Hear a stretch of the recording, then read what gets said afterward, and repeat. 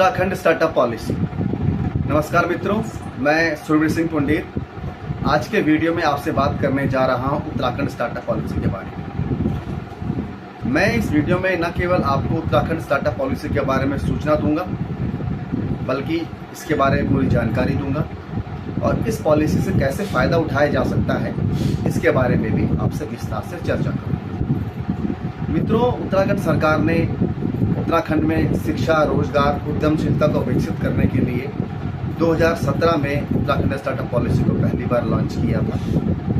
उसके बाद 2018 के अंदर इसके अंतर्गत संशोधन किए गए और उसके बाद इस पॉलिसी को नाम दिया गया उत्तराखंड स्टार्टअप पॉलिसी 2018। इस पॉलिसी के अंतर्गत भी उत्तराखंड के अंदर बहुत सारे उद्यमों की स्थापना की। 2023 के अंदर भी इसके अंतर्गत बहुत सारे संशोधन किए गए, कुछ चीज़ें हटाई गई और कुछ चीज़ें जोड़ी गई। इस संशोधन के बाद इसे उत्तराखंड स्टार्टअप नीति 2023 कहा गया। उत्तराखंड 2023 स्टार्टअप पॉलिसी उत्तराखंड के विकास में, उत्तराखंड में उद्यमशीलता के विकास में एक मील का पत्थर साबित होगी, ऐसा मेरा मानना है।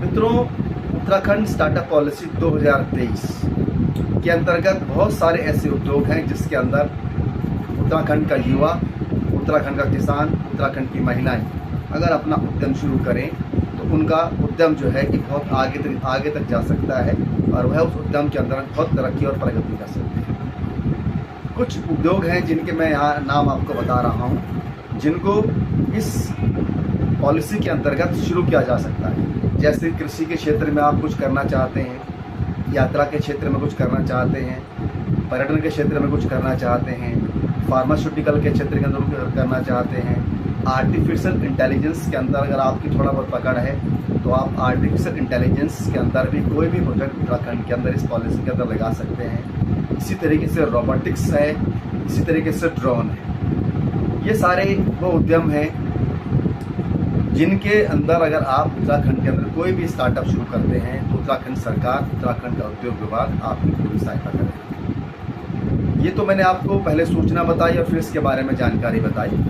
अब मैं इसका प्रोसेस आपको बताता हूँ कि कैसे उत्तराखंड का कोई भी युवा, कोई भी छात्र, कोई भी महिला, कोई भी किसान, कोई भी छोटा उद्यमी अपना उद्यम उत्तराखंड स्टार्टअप पॉलिसी 2023 के अंदर रजिस्टर करवा सकता है। मित्रों, अगर किसी भी हमारे भाई का उद्योग अगर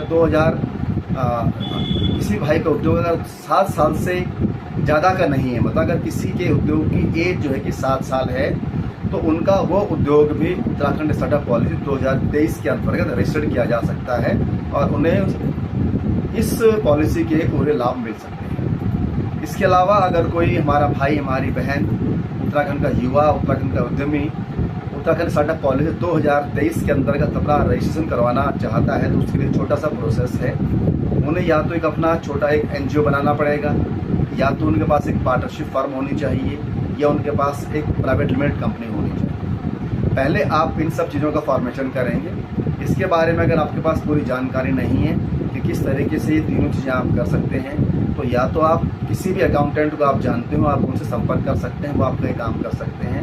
या अगर आप इसके बारे में विस्तार से जानना चाहते हैं तो अपना एक वीडियो बनाएं और उस वीडियो के माध्यम से जो भी जानकारी या NGO, पार्टनरशिप फर्म या कंपनी बनाने का प्रोसेस के बारे में आप जो जानकारी हासिल करना चाहते हैं उसके बारे में वीडियो बनाकर आप हमें भेजें और उसका जवाब हम वीडियो के माध्यम से देंगे। मित्रों, जब आपकी एक फर्म या कंपनी या NGO आपका बन जाता है तो उसके बाद जो है कि आपको उत्तराखंड विभाग में उत्तराखंड जो स्टार्टअप पॉलिसी 2023 है, आपका रजिस्ट्रेशन का जो प्रोसेस है वो शुरू हो जाता है। इसके अलावा, इसके अतिरिक्त आपको जो है कि 2-3 स्टेजेस हैं जिनसे आपको गुजरना पड़ेगा।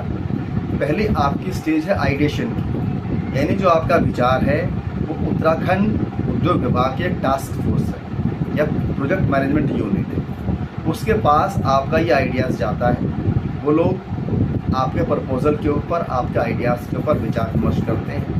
अगर उनको लगता है कि आपके प्रोजेक्ट में पोटेंशियल है, आपका प्रोजेक्ट जो है कि भविष्य में एक बड़े उद्यम के रूप में तब्दील हो सकता है, तब आपको फर्स्ट स्टेज के अंदर जो है इसके जो पहले लाभ जो वो दिए जाते हैं। आपका जो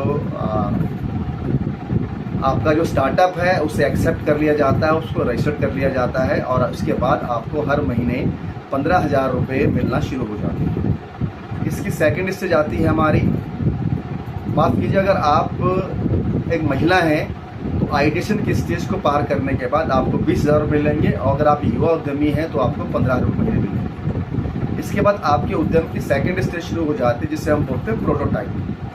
प्रोटोटाइप जो है कि आइडिएशन की स्टेज से बाद की स्टेज है। जो आइडिया आपने उत्तराखंड टास्क फोर्स के सामने रखा या उत्तराखंड उद्योग विभाग की जो प्रोजेक्ट मैनेजमेंट यूनिट है उनके सामने रखा, उसके बाद अगर आप उसके ऊपर इम्प्लीमेंटेशन करते हैं, उसके ऊपर आप कुछ डेवलपमेंट करते हैं और वो आप जो है कि इस विभाग के टास्क फोर्स के सामने रखते हैं और उनका वो आपको प्रोटोटाइप पसंद आ जाता है, जो प्रोजेक्ट मैनेजमेंट यूनिट है आपके जो प्रोटोटाइप है उसको एक्सेप्ट कर लेती है या उसको मानती है कि ये आपका स्टेज जो उत्पाद है या आपका जो उद्यम है उसकी सेकंड स्टेज शुरू हो गई है, तब आपको सीड कैपिटल के रूप में 10 लाख रुपये उद्योग विभाग की तरफ से दिए जाते हैं। और अगर इनकेस आप कोई महिला उद्यमी है तो आपको इस चीज़ के लिए 5 लाख रुपये मिलेंगे। इसके बाद थर्ड स्टेज आती है स्केल अप। आपने आइडिएशन की स्टेज कवर कर ली, आपने प्रोटोटाइप की स्टेज कवर कर ली, अब आपकी स्टेज आती है स्केल अप की। इसके बाद अगर आपको लगता है कि उत्तराखंड टास्क फोर्स जो है या उत्तराखंड उद्योग विभाग की जो प्रोजेक्ट मैनेजमेंट यूनिट है उनको ये लगता है कि आपको अपने जो प्रोजेक्ट है उसको स्केल अप करने के लिए और इस प्रकार की सहायता चाहिए, तब भी जो है कि सरकार के पास ऐसे बहुत सारी योजनाएं हैं कि आपको जो है कि अपने प्रोजेक्ट को स्केल अप करने के लिए भी पूरी सहायता की जाएगी। तो मित्रों, ये बातें मैंने आपको जो बताई, जिसके अंदर ना मैंने केवल आपको उत्तराखंड स्टार्टअप पॉलिसीज़ के बारे में सूचना दी बल्कि जानकारी दी और किस तरीके से जो आप इसके अंदर अपना उद्यम शुरू कर सकते हैं या इसके क्या बेनिफिट है इसके बारे में मैंने भी आपको सविस्तार इसकी प्रक्रिया के बारे में बताया। इसके अलावा भी अगर आप कोई सवाल हमसे पूछना चाहते हैं तो अपने उस सवाल का आप एक वीडियो बनाइए, उस वीडियो का आप उत्तराखंड बिजनेस काउंसिल के पास भेजिए। आपको उस वीडियो का जवाब मतलब वीडियो के माध्यम से आपके द्वारा जो सवाल पूछा जाएगा, वीडियो के माध्यम से ही हम आपके उस सवाल का जवाब आपको देंगे। हो सकता है उस सवाल का जवाब हमारे पास ना हो, उस स्थिति में हम उत्तराखंड उद्योग विभाग के जो कर्मठ अधिकारी हैं उनसे आग्रह करके उस सवाल का जवाब मांगेंगे और वो जानकारी आप तक पहुँचाएंगे। मित्रों, उत्तराखंड के विभिन्न विभागों में कार्य करने के लिए एक टास्क फोर्स है। टास्क फोर्स होती है या PMO यूनिट होती है, प्रोजेक्ट मैनेजमेंट यूनिट होती है। मेरा बहुत सारे विभागों के साथ ये अनुभव रहा है कि ये जो टास्क फोर्स होती है, जो टास्क फोर्स होती है या अधिकतर मामलों में रायता फैलाने का काम करती है, मतलब हर मामले में टांग अड़ाने का काम करती है।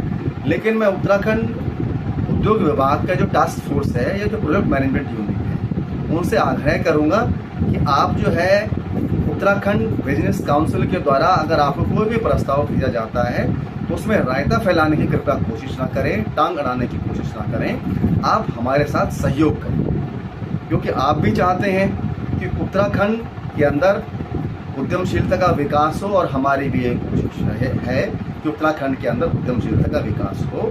तो न केवल हम बल्कि हमारा कोई भी सदस्य इस बात को बर्दाश्त नहीं करेगा कि आपके द्वारा हमारे किसी भी प्रस्ताव को अनदेखा किया गया या उसके अंदर रायता फैलाने की कोशिश की गई है। हम चाहते हैं कि आप और हम एक म्यूचुअल अंडरस्टैंडिंग से, एक आपसी सहयोग से उत्तराखंड के विकास के लिए काम करें और जो नीतियां बनाई गई हैं वह नीतियां जन सामान्य तक बड़े आराम से पहुंचे।